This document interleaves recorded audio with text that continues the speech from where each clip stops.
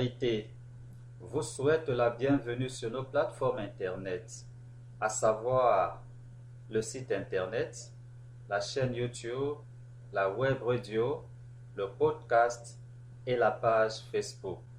Veuillez vous abonner sur ces plateformes pour recevoir nos publications dès leur sortie ou alors contactez-nous. Cet enseignement biblique est dispensé par le Père Lolo Jacques. Les impostures de la Sainte Vierge Marie pour se faire l'égal de Dieu. Nous allons maintenant parcourir un tableau qui montre l'usurpation du diable à vouloir se faire l'égal de Dieu. Jésus est roi, selon que cela est enseigné dans la Bible. Mais nous verrons que la Sainte Vierge Marie aussi est reine. Elle se fait appeler la reine du ciel. Elle se fait appeler reine de beaucoup de choses parce qu'elle veut s'opposer à Jésus qui est roi. On attribue la Sainte Vierge Marie du titre de reine et de reine de beaucoup trop de choses. Pas uniquement de la reine du ciel, mais reine de ceci, reine de cela, reine de cela, pour se faire l'égal de Jésus qui est roi. Dieu est le Père de Jésus. Dans l'adoration Maria, dans la dévotion Maria, dans le culte de la Sainte Vierge Marie, elle est aussi la mère de Jésus. Jésus est le Fils unique de Dieu. Jésus est le Fils unique de Dieu. Dans la doctrine de démon de la Sainte Vierge Marie, Jésus est aussi présenté comme étant le Fils unique de la Sainte Vierge Marie, parce que la Sainte Vierge Marie veut se faire l'égal de Dieu. Il faut prier Jésus et Dieu par Jésus. Mais dans la doctrine de démon, elle enseigne qu'il faut prier la Sainte Vierge Marie. Ou alors, il faut prier Dieu par la Sainte Vierge Marie, ou encore par des saints, des défunts, des anges et autres choses. Comme les prières sont adressées à Dieu par Jésus, ainsi des prières sont aussi adressées à Dieu par la Sainte Vierge Marie. Comme on prie Jésus directement, on prie aussi la Sainte Vierge Marie directement, parce que le diable veut se faire l'égal de Dieu. La Sainte Vierge Marie veut se faire l'égal de Dieu. Comme le chrétien doit invoquer Dieu, Jésus et le Saint-Esprit, ainsi il y a aussi l'invocation de la Sainte Vierge Marie. La Sainte Vierge Marie se fait aussi invoquer de la même manière que les chrétiens invoquent Dieu, Jésus et le Saint-Esprit. De la même manière, la Sainte Vierge Marie se fait elle aussi invoquer. Et pour tout embrouiller, pour tout corser, on invoque aussi, il est aussi enseigné dans les doctrines des démons, d'invoquer des soi-disant saints défunts, des soi-disant saints du purgatoire, des soi-disant anges. Mais tout cela n'est que démons. L'homme ne doit invoquer que Dieu par Jésus, invoquer le Saint-Esprit par Jésus, ou invoquer Jésus seul. La parole de Dieu enseigne que Jésus est le seul médiateur entre Dieu et les hommes. Jésus est le seul médiateur entre Dieu et les hommes. Cela est écrit. Mais comme la Sainte Vierge Marie, le diable, qui se présente sous forme de Sainte Vierge Marie, veut se faire l'égal de Dieu, et là aussi enseigné dans sa doctrine que la Sainte Vierge Marie est médiatrice entre Dieu et les hommes, ou alors entre Dieu et Jésus. Il n'y a aucune médiation entre l'homme et Jésus. L'homme qui veut avancer vers Jésus va seul à Jésus. Aucun médiateur, aucune créature n'est médiatrice. Mais dans la doctrine de démon, il est enseigné que la Sainte Vierge Marie est médiatrice. Le Saint-Esprit, dont Jésus seul intercède pour nous. Cela est écrit dans la parole de Dieu, abondamment écrit, que le Saint-Esprit, dont Jésus est le seul intercesseur. Mais dans la doctrine de démon, de la Sainte Vierge Marie, qui est le diable, qu'est-ce qui est enseigné, qu'est-ce qui est pratiqué? Que la Sainte Vierge Marie a la capacité d'intercéder pour nous et que son intercession est puissante. Et qu'on peut même ajouter à cela l'intercession des saints, des soi-disant saints, je vous l'ai dit, des soi-disant anges, des supposés défunts. Cela n'est que doctrine de démons et perte des âmes. Jésus est le seul avocat que nous avons devant le Père. Jésus est le seul avocat. Lui seul peut nous défendre devant le Père. Car lui seul s'est sacrifié pour nous. Car lui seul a le mérite devant Dieu pour nous. Mais qu'est-ce que la doctrine de démon de la Sainte Vierge Marie enseigne? Le diable enseigne dans son adoration que la Sainte Vierge Marie aussi est notre secours, qu'elle est aussi notre avocate, ce qui n'est que idolâtrie, doctrine de démon et perte des âmes. Il est temps de se réveiller et de sortir de cette adoration de la Sainte Vierge Marie qui n'est que le diable lui-même. Jésus est le seul chemin qui mène à Dieu. Il est la vérité, il est la vie. Mais l'abomination de la Sainte Vierge Marie vient enseigner que le chemin privilégié pour les hommes pour être sauvés, c'est la Sainte Vierge Marie.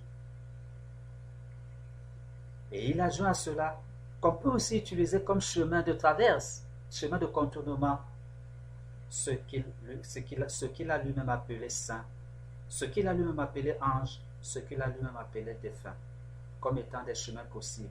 Et pourtant la parole de Dieu établit clairement que Jésus, le Fils de Dieu, le Sauveur, l'avocat, le médiateur, est le seul chemin qui mène à Dieu. Il est la vérité, il est la vie. Nous en arrivons maintenant toujours pour démontrer l'usurpation de l'abomination de la Sainte Vierge Marie, de la doctrine de la dévotion mariale, qui n'est qu'au culte du diable, parce que le diable veut se faire l'égal de Dieu. Nous sommes toujours dans notre tableau de comparaison. L'incarnation de Jésus est une immaculée conception. Jésus a pris corps dans le sein de Marie par l'action du Saint-Esprit, sans qu'il n'y ait eu la moindre trace de péché. Immaculé veut dire pur saint, sans aucune trace de souillure. La Sainte Vierge Marie aussi, dans son enseignement et dans sa pratique, s'est affublée de la perfection de la conception de la Sainte Vierge Marie en parlant de l'Immaculée Conception de la Sainte Vierge Marie, alors que la Bible n'en parle pas. Comme Jésus a été conçu sans péché, la Sainte Vierge Marie, elle aussi, a institué dans son enseignement que elle aussi, elle est immaculée dans la conception. Que sa conception aussi a été immaculée au même titre que celle de Jésus, ce qui n'est qu'un mensonge du diable. Jésus a été exempté du péché originel parce qu'il est Dieu. Il n'est pas issu de l'union d'un homme et d'une femme pécheurs, dont le péché originel n'est pas attaché à Jésus, parce que Jésus est Dieu. Et il a décidé de par lui-même de prendre corps dans le sein de Marie, sa mère, sans qu'elle-même n'y ait aucune intervention, ni Marie, ni Joseph, son époux. Comme il a donc été exempté du péché originel. La doctrine de démon dit aussi que la Sainte Vierge Marie est exemptée du péché originel. ce qui n'est pas acceptable du tout.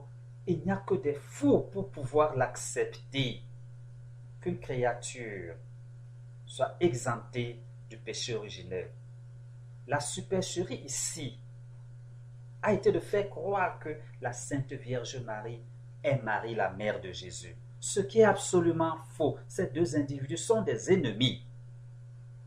La Sainte Vierge Marie, dans sa doctrine de mensonge et de duperie, en voulant faire croire que la Sainte Vierge Marie est Marie, elle a conçu, une doctrine a été donc conçue dans ce sens-là, en disant que la Sainte Vierge Marie a été exemptée du péché originel pour porter l'enfant Jésus. Ce qui n'est pas vrai, car Dieu n'attend pas de la perfection pour nous pour manifester sa grâce.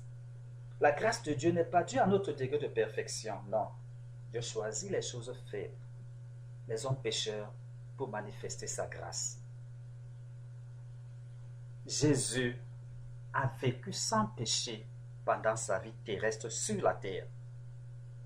Il a vécu sans péché. Il n'y a été rien trouvé du diable en lui. Absolument rien du diable n'a été trouvé en lui. La Sainte Vierge Marie aussi, dont Satan, le diable, le menteur, le séducteur, le trompeur, aussi enseigne dans sa doctrine que la Sainte Vierge Marie a vécu sans péché, ce qui n'est pas acceptable. C'est parce qu'il veut se faire l'égal de Dieu. C'est parce que ce démon-là, le diable, veut se faire l'égal de Dieu, qui s'attribue aussi les vertus de Jésus. Jésus a vécu sans péché, en nous trompant, en croyant qu'on est en train de parler de la mère de Jésus. Le diable se fait adorer. Lui aussi, il dit que dans sa doctrine, la Sainte Vierge Marie, qui est le diable qui veut se faire l'égal de Jésus, a aussi vécu sans péché. Ce qui n'est pas admissible pour des chrétiens. Nous devons sortir de cette doctrine et ne retenir que ce que la parole de Dieu nous dit. La parole de Dieu nous dit que Jésus a vécu sans péché, cela est écrit. La parole de Dieu nous dit que Jésus a pris corps dans le sein de Marie par l'action du Saint-Esprit, sans que sa mère ait à intervenir, cela est écrit, cela est vrai, nous nous y attachons. La parole de Dieu nous dit que Jésus est le seul chemin, la vérité, la vie, nous nous y attachons. La parole de Dieu nous dit que Jésus est le seul avocat, le seul médiateur, le seul intercesseur, nous nous y accrochons. Mais les autres mensonges qui nous entraînent vers l'ennemi de Jésus, qui veut se faire l'égal de Jésus, nous devons les abandonner. Jésus seul sauve. Il n'y a de salut qu'en Jésus. Il n'y a pas le salut dans un autre nom. Un autre nom prononcé pour notre salut, en dehors du nom de Jésus, n'est que malédiction. N'est que malédiction. Or, dans l'adoration de la Sainte Vierge Marie, il est dit que le salut peut aussi provenir par la Sainte Vierge Marie qui œuvre pour notre salut. Non. Jésus n'a besoin de personne pour l'aider à sauver l'humanité. Ce que Jésus attend des hommes, c'est d'annoncer le message du salut. Le message du salut, c'est que Jésus seul sauve. Les chrétiens doivent annoncer le message du salut. Aucun chrétien ne sauve l'autre. Jésus seul sauve. Personne d'autre ne peut sauver quelqu'un. Jésus seul sauve. Mais nous avons le devoir d'annoncer le message du salut. Parce que Jésus est le seul qui sauve. Annoncer le message du salut et être artisan du salut, c'est deux choses bien différentes. Par contre, dans l'enseignement diabolique de la Sainte Vierge Marie, il est dit dedans que Marie contribue au salut des hommes. Elle, la mère de Jésus, ne contribue pas au salut des hommes. Elle a rendu une mission que Dieu lui a confiée. Elle a très bien rendue. Et la parole de Dieu dit que nous devons la dire bienheureuse. Marie, la mère de Jésus, est bienheureuse, et je le redis. Elle a été une bonne servante du Seigneur. Mais la Sainte Vierge Marie est l'ennemie de Marie, la mère de Jésus, et l'ennemi de Jésus. Notre étude comparative. J'ai dit déjà que dévotion, adoration, vénération, culte, encensement sont synonymes. C'est la même chose. Et on peut dire adoration et dévotion, c'est la même chose. Vénération, c'est la même chose. C'est pourquoi, dans le culte de la Sainte Vierge Marie, nous trouvons le terme, c'est dévotion mariale. Cela veut dire adoration de la Sainte Vierge Marie. Autant nous sommes dans l'adoration de Dieu le Père, Dieu le Fils, Dieu le Saint-Esprit, autant aussi il y a une adoration de la Sainte Vierge Marie. Il veut se faire l'égal de Dieu. C'est une supercherie dans laquelle les chrétiens ne doivent pas tomber. Comment disons-nous dévotion à Dieu? Et nous disons en même temps dévotion à la Sainte Vierge Marie. Ce n'est pas faisable, c'est rejeter Dieu. C'est tourner le dos à Dieu. C'est aller dans les chemins de la malédiction au lieu d'aller dans le chemin de la bénédiction. C'est choisir le chemin de la mort au lieu de choisir le chemin de la vie. Dieu seul doit être adoré. Dieu seul est absolument seul. Aucune dévotion qui n'est pas à Dieu le Père, Dieu le Fils, Dieu le Saint-Esprit ne peut être agréable devant Dieu. Ce n'est que malédiction. Les mêmes choses qui contribuent pour le chrétien à adorer Dieu sont exactement faites dans l'adoration mariale. On se met à genoux, on invoque, on implore, on adore, on prononce le nom. La même chose se fait dans le culte satanique de l'adoration mariale. Nous devons sortir de là et ne pas continuer dans cette séduction diabolique qui nous conduit droit en enfer. Le paradis existe et les chrétiens doivent travailler et tout sacrifier pour espérer le paradis par Jésus. Mais l'enfer existe aussi. Et le chrétien doit tout faire pour éviter de se retrouver en enfer, parce que le paradis comme l'enfer, il n'y a pas de deuxième possibilité. On entre au paradis une fois, on n'en sortira plus jamais. De même qu'on entre en enfer une fois, on n'en sortira plus jamais. Aucune dévotion, de quelque manière que ce soit, ne doit être accordée à une créature. C'est pourquoi la dévotion mariale ne doit pas avoir lieu. Jésus est mort en tant qu'homme, en tant qu'humain. Jésus est mort et sa mort a été constatée et vue de tout le monde. Jésus a été mis au tombeau comme tout le monde. Jésus est mort. Le récit de sa mort est dans la Bible. Le récit de la mort de Jésus est dans la Bible. Mais dans la dévotion mariale, la Sainte Vierge Marie, à ce niveau-là, dépasse même Jésus. Parce que dans ce culte de démons, il a enseigné que la Sainte Vierge Marie n'a pas connu la mort.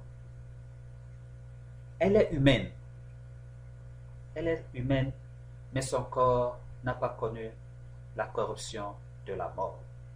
Son corps n'est pas retourné à la poussière, ce qui est une abomination. S'il s'agissait de la mère de Jésus, elle est humaine.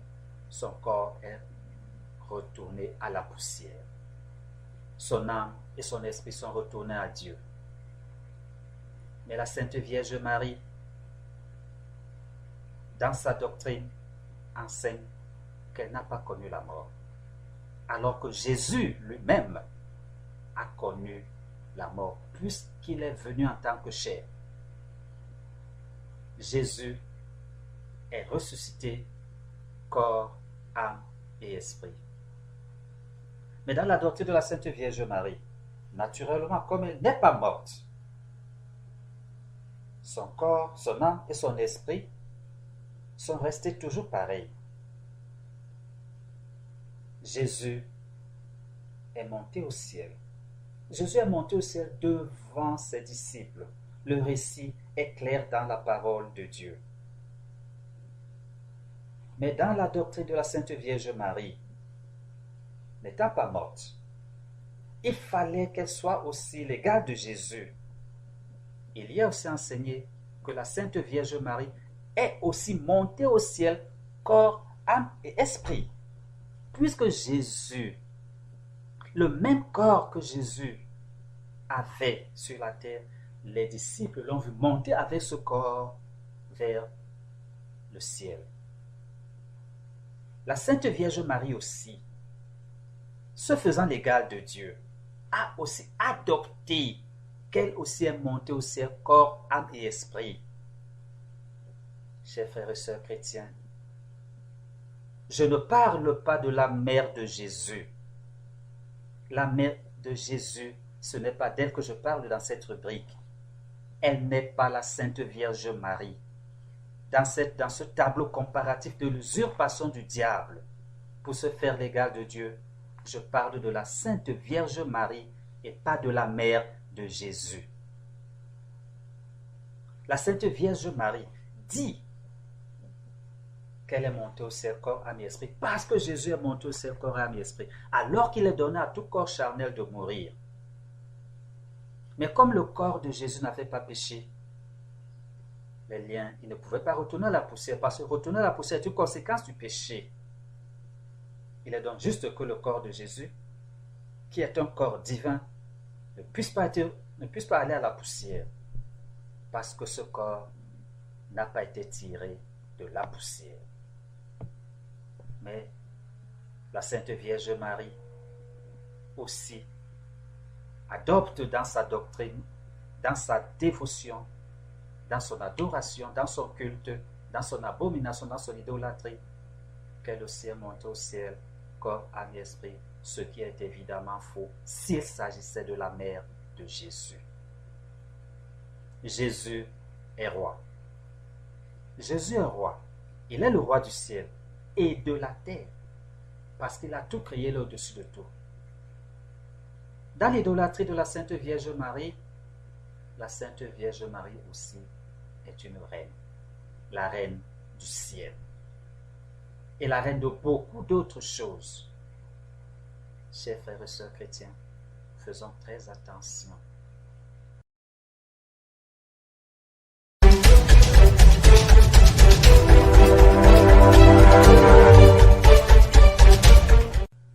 L'enseignement biblique que vous venez de suivre a été dispensé par le Père Lolo Jacques. Veuillez vous abonner à nos plateformes pour recevoir nos publications dès leur parution. Ces plateformes sont notre site internet, notre chaîne YouTube, notre web radio, notre podcast, notre page Facebook ou alors contactez-nous.